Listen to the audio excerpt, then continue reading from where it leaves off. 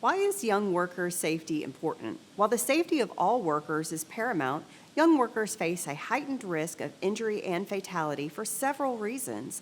According to the Bureau of Labor Statistics, there were 19 fatalities among workers under the age of 18 in 2022, with 6 of these deaths occurring in individuals under 16.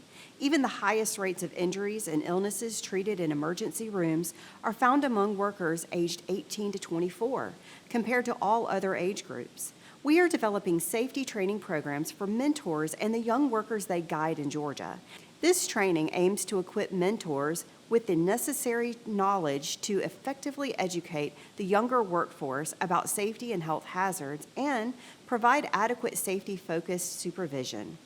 By integrating this training into their mentorship programs, companies can enhance the sustainability and impact of these initiatives, ensuring that the benefits continue long after training is completed. I'm Cara Eck, industrial hygienist for the Safety, Health, and Environmental Services at Georgia Tech.